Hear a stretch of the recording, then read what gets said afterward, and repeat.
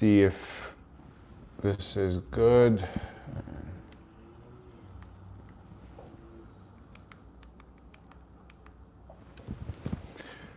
Okay.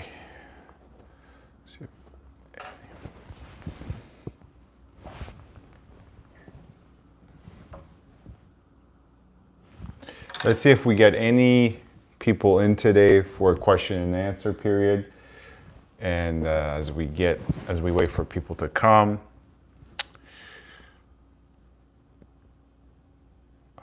Let's set up.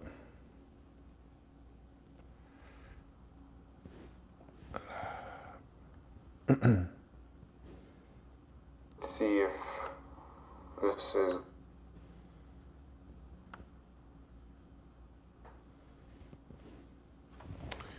Okay. All right. So guys, welcome to another Toronto real estate question and answer where I take your questions with regards to the Toronto/GTA real estate market. And yeah, answer your questions to the best of my ability. As always, you guys are, if you're watching the stream, you guys probably know who I am. This is Sam from SaberiSixRealEstate and Remax Realtron Realty Inc. You can find my contact information in the description box, or the usual spiel. You can probably Google my name and find my contact information as such as well. Hopefully the audio quality is up to snuff. But yeah, so we're gonna wait a bit more for more people to come, potentially not. We'll see how this turns out. I did it live I think 2 weeks back. It had good results. There was about 11, 12 people. We got some questions and it was a good time. But I did one immediately after that, a couple of days after, and not a lot of people actually showed up. So this is something I'm experimenting with as we go forward to see what times and what days are the best. I posted a poll on my channel asking you guys if you guys want to see lives from me, taking your questions. And a lot of you seem to say yes. So that's what we're experimenting with here today as well. So as always, feel free to direct your questions in the chat and I will happily answer. While I wait for questions, if you see me looking here, I'm just doing some basic paperwork for clients. A lot of what real estate is just simple paperwork, uploading listings, taking a look at market stats, market trends. You guys are familiar with the channel, so I do a lot of research in terms of market stats and market trends. And that I consider, although that's not literally paperwork, it's paramount to paperwork. So here we have our first question from Eyes of Toronto. Where do you live and why did you pick it? So I should actually probably open the stream here as well. Maybe I can see the questions better here. So yeah, it says, where do you live and why did you pick it? Well, Eyes of Toronto, I'm not going to give you the exact location or my actual address, but I could tell you I live in the Bayview Village area, which is primarily Bayview and Shepherd. That's the major intersection of what is considered Bayview and Bayview Village. The reason I picked it, and I live in a condominium building, and I live in the I can say the St. Gabriel development. So if you're not familiar with the St. Gabriel developments in the Bayview Village area by Bayview and Shepherd, it's 3 to 4 different municipal addresses, 676 Shepherd, 650 Shepherd, 660 Shepherd, and I believe 665 Shepherd. And one more, and it's a combination of 2 low rises and 2 mid rises. And I love the developments. Obviously, I was familiar with these developments, and that's the reason I came to first look at these buildings, and I was a big fan of it from the get-go. And by the way, for those who are new to the chat, I'm answering Eyes of Toronto's questions. Feel free to. For those who have just come into the live, ask your questions while I'm answering this other question. So don't be shy, don't be a stranger. Nonetheless, the reason I picked the Bayview Village area, it's an area that's very family friendly. It has a suburb-like feel. You're very close to the residential streets of Willowdale, in Bayview Village, of course, its own community, Willowdale East, Willowdale West even, if you want to go that far west. It's very close to Yonge and Shepherd. You're very close to a subway line. So in a sense, it has everything a typical end user in my experience wants, and I was, in this case, purchasing a condo for myself. I was considered a typical end user because I was purchasing for my own use, not for my investments. And essentially what a person such as myself and most end users want, in my experience, is a perfect mixture that doesn't often exist, but you can come close to approximating it, of a end user family-friendly lifestyle that is not detached, no pun intended, but that's not detached from the city core. You still are close to the TTC. You're still close to the subway line. You're still close to the midtown, downtown core, if you want to go on Lakeshore. So in a sense, Bayview Village provides, in my professional opinion, along with the Yonge and Shepherd area, generally North York I'm a huge fan of. But nonetheless, Bayview Village and Yonge and Shepherd provides that value proposition of you being very, very close to the city, yet having a suburb-like feel in terms of the family-friendly lifestyle. Marcus says, hello, my friend. Hello to you, Marcus. And we're getting more questions. But nonetheless, let me wrap up the first question. Now, that's in terms of why I picked the area. Why I picked these buildings, and this is something that's not my own, genius conclusion that I came up to, right? If you watch a lot of other real estate agents on YouTube, not a lot of other real estate agents, but one more that I can think of in terms of PreCondo, Jordan from PreCondo, which a lot of my viewers of my channel probably watch Jordan's channel as well. He says the same thing.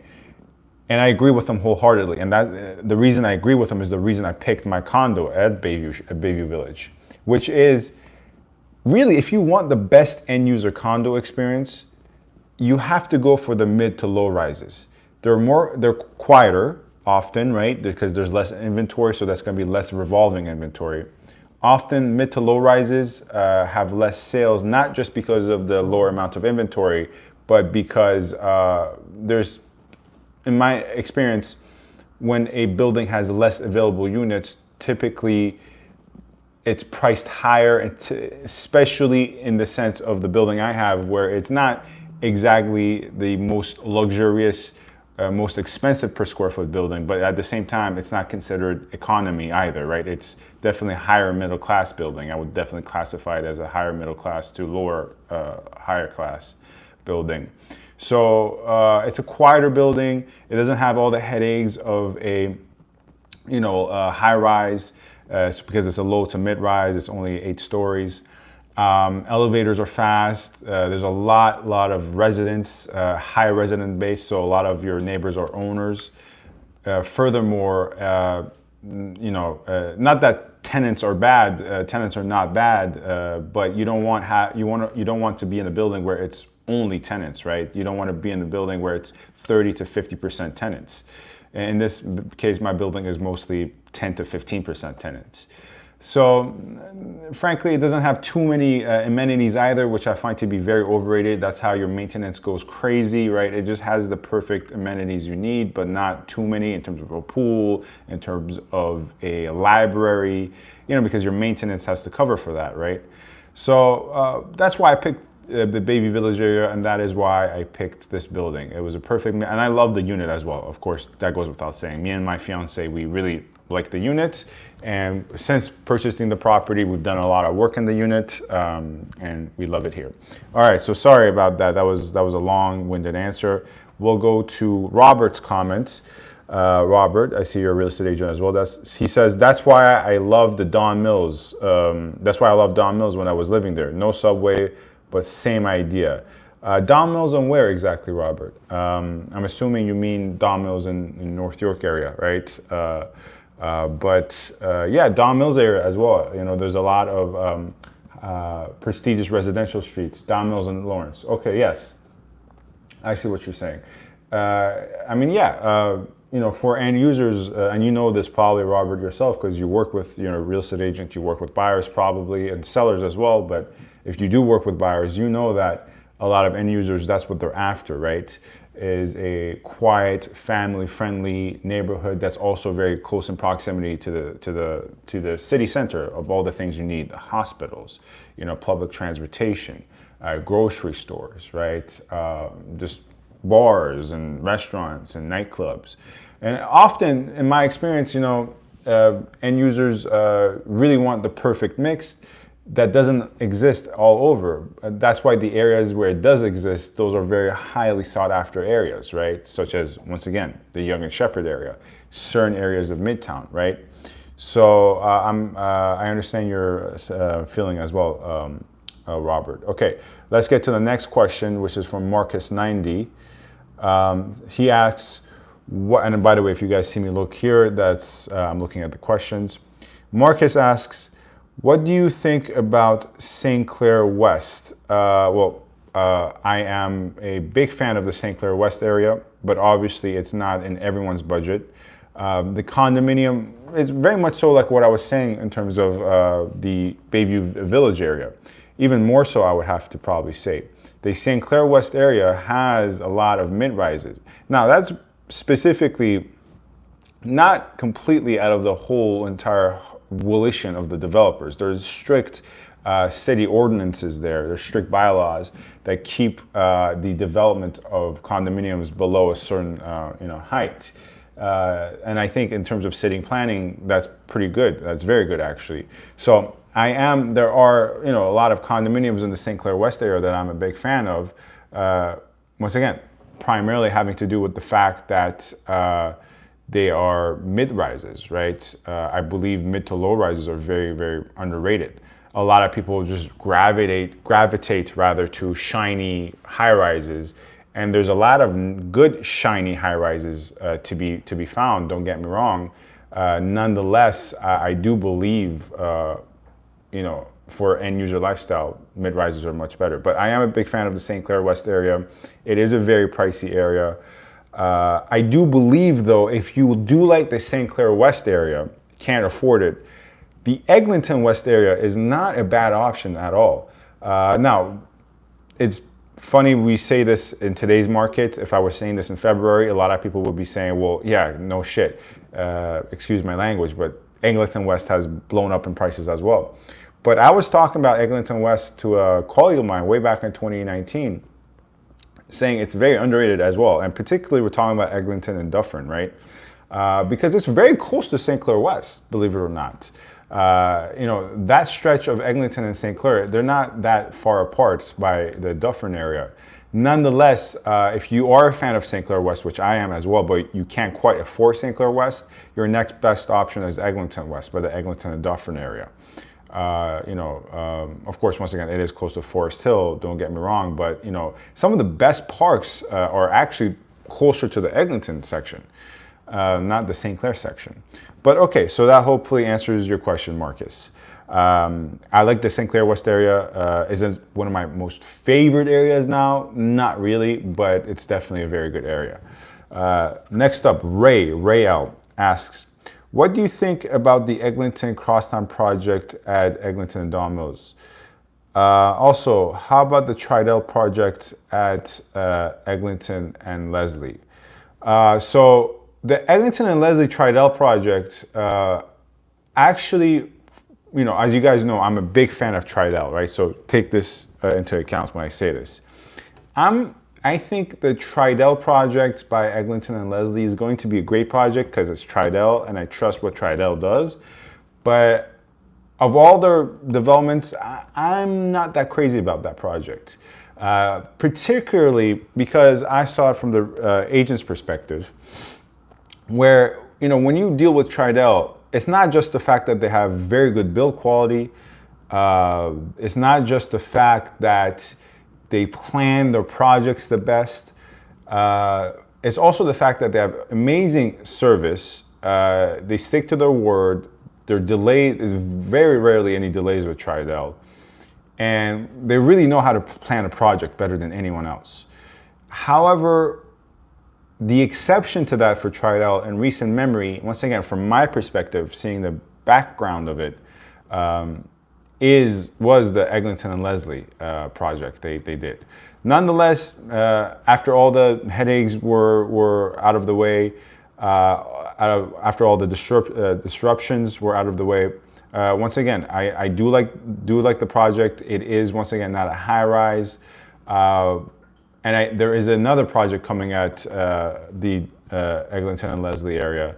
It will be interesting to see how the PSF reflects with the new project coming. Another Tridel project that I'm a really big fan of, actually, that I just recently was showing to a client of mine, was the Andale project they did at Yonge St. Going back to our initial conversation about Yonge St. See, that's one of the examples of shiny, tall buildings that are, once again, I generally, for end users, for myself, I like to stay away from. But if you're going to go, shiny high rise, the Andale project, for instance, at Yonge St. is not a bad bet, right? Although the maintenance is kind of high, even for a high rise, because what was I saying earlier? Because they have a huge a huge amount of common areas and amenities. Hello, Jigsaw, a regular on the channel. Yeah, so that should answer your question. But it's interesting, as we wait for more questions to come in. It's very interesting where the market is at right now, because let me just adjust this a bit while I talk. All right, it's interesting where the market is currently at, because you guys have probably seen from my videos, the rental market is scorching hot. It's absolutely scorching hot right now, the rental market. And a lot of landlords out there just look at the price as well. They're not actually, either they're not listening to good advice or they're not getting good advice, because what's currently happening, and I don't typically work with tenants, but there are a select few tenants who are very qualified, who are either long friend or long-time friends, or once again, very qualified, that I do work with. And I'm seeing it on the landlord side as well, because I do have my own lease listings as well. A lot of landlords on the tenant side that I've been working with don't really look at the tenant quality nowadays. They actually just purely look at the price. And there are bidding dates for rental units, right? There are bidding dates. Yeah, you heard me right. And to me, that notion never made sense, a bidding for a rental unit, because it's not like purchase and sale. It is not like purchase and sale. And if you are a viewer of this channel, you've heard me say this for a long time. When you're acting as a landlord, it should not be the case that you just give it to the highest price. So let's say you have a 1+1 and you want to rent your unit out as a landlord. When you set a bidding date and the rental market is hot, if there are like 3 offers, one of them is offering $2,600, one of them is offering $2,500, one of them is offering $2,550, let's say, right? $2,550, $2,600. You shouldn't naturally gravitate to the $2,600 offer. It's not like purchase and sale where the highest bidder wins, right? The tenant quality should be the priority. If the tenant qualities are within range, you have 2 offers where the tenants are equally qualified, then sure, let's work with a price. Let's deal with the price. But in my experience working with tenants in today's market, once again, I don't often work with tenants, but there are a select few that I do. I'm seeing, rental units go to the highest bidder, and that's not how it's supposed to work. That's not how I would never,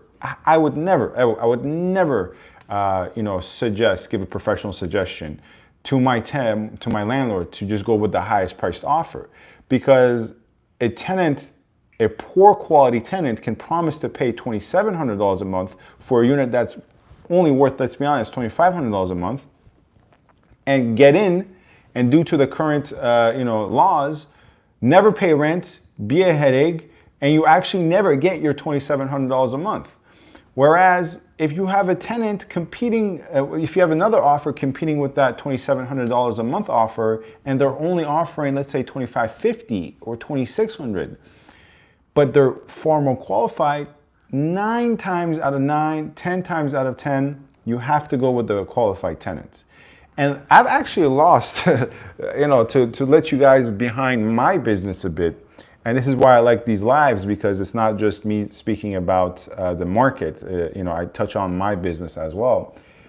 I've actually lost a lot of landlord clients because I told them not to go with the highest priced offer. Or in conversation with them, when they told me, okay, what is your process? I brought up the fact that, yeah, I don't believe you should go with the highest priced offer if it's not a qualified tenant. And their defense mechanisms kind of go off, and they're like, well, I have to have cash flow. So it's just hilarious to me, once again, that a lot of landlords are making this mistake. Now, on the landlord side, which I also work, obviously we don't employ that strategy for my landlords. Of course, if it's a qualified tenant and the price is very high, then that's perfect. Exactly, Jigsaw. Rookie landlords after cash flow. And here's the thing, to elaborate upon what you said, Jigsaw, I always, when I'm taking on landlord clients, and believe it or not, a lot of people I've worked with before I've sold their house or bought a house for them, so before purchase and sale stage, I've worked with them in the leasing stage. So either they were first tenants of mine, then they developed into buyers and then sellers, or they were first landlords of mine, which then developed into my sellers and my buyers. So when I'm in that first early stage of a landlord relationship, and we're speaking to see if it's a good fit, I always say to them, look, account for 3 months of vacancy. Now, does that mean that if I work with you, we're gonna have 3 months of vacancy, 3 months of staying on the market? No, that doesn't necessarily mean that. We could have 3 months, but no, in my experience, typically if it's a properly priced unit, properly marketed, and properly maintained, we're gonna probably be on market anywhere from a week to 3 to 4 weeks, right? So it's not always gonna be 3 months. But the reason I say account for 3 months vacancy is because we are going to do our due diligence. And sometimes that means turning down offers. And landlords I've worked with can attest to this fact, that sometimes we've been on market for a long period of time, for 2 months, for 4 months, right? And it's not because our unit is priced incorrectly. It's not because we're not marketing our unit properly. It's because we're actually getting a lot of traction. We're just being selective, right? So this is another clear distinction. And by the way, if you're new to the chat, new to the stream here, I'm gonna be on for, depending on how many more questions we get, but feel free to ask your questions. Don't be a stranger, don't be shy. So feel free to shoot your questions in. Nonetheless, to finish this little sentiment here, it's not like selling and buying. It's if you're on market for a long time, if your property is on market for 60 days for sale, there's probably something wrong with the property, or they don't know how to reason. That's why you can negotiate the price down. If a property for rent is on market for a long time, that doesn't necessarily mean anything is wrong with the property. It just means that the landlords are being selective, right? So that's the last rant right there. And Jigsaw agrees, says, yes, experienced landlords will go with your strategy. And I agree with that, right? They should, as they should. Once again, just to repeat for the millionth time, buying and selling is not like renting. So the rental market is absurdly hot right now. Purchase and sale market is quite the opposite. Prices are down across all property types, across all areas, all over. So when we break it down to detached properties, they're down. When we break it down to condominiums, they're down. When we break it down to semis and townhomes, they're down. Detached and Peel is down month over month. Condos in York regions are down month over month. Whatever criteria you want to use, prices are down. Year over year, though, prices are still high, right? So, for instance, this most recent Chubb resale market report, we saw that prices were higher by a factor of, I believe, 5% year over year. Whereas, interestingly enough, prices were down 5% month over month, if I recall correctly. Nonetheless, that's why thus far I have not seen a crash. A lot of people, if you search YouTube, they'll say crash in the thumbnails, and I understand why. That's how you game the algorithm. That's how you get a lot of people to watch your videos. And a lot of people have straight up said it's a crash on YouTube. I have not seen that. I have seen merely a correction. And my number one premise from that argument is it can't be a crash if year over year everything is still up. It frankly cannot be a crash, because then if you're using the word crash for a market where property prices across everything, whatever category you look at, is still higher year over year, then you're really devaluing the term crash. That's not what a crash means. Now, prices are down month over month and compared to peak market conditions in February, with the sole exclusion of one area, interestingly enough. That's why it's a correction. It's not a crash, it's a correction, right? So that's where we are at a general level with the market. And for those who are wondering what that exception to the rule is with regards to the only area that's not down, it's Toronto West. And maybe I'll make a full-length video on that as well. So it looks like we got a fair amount of questions. Once again, it looks like we're not getting any more questions. So maybe I'll give it 30 seconds to see if we get any last questions here in the chat before I wrap this up. So feel free to ask your questions with regards to the Toronto real estate market, GTA real estate market, or my business. If you have any questions, feel free to ask your questions. Furthermore, while I wait for any last questions that we may get, you can also find different forms of content I make on TikTok and Instagram. So feel free to go find me on those social media platforms as well. If you have any questions that you want to speak to me privately about, or have any need in terms of real estate help or guidance, you can always get in touch with me as well. You know where to find all the contact information. So it looks like we're not getting any last questions. This has been going for 26 minutes. So unless we get any last second questions here, I think this should be the end of the stream. As always, thank you very much for tuning in. Let me know if you guys want me to do this more often. Maybe I'm thinking on a bi-weekly basis or a weekly basis. I'll do this. All right. So thank you very much for tuning in.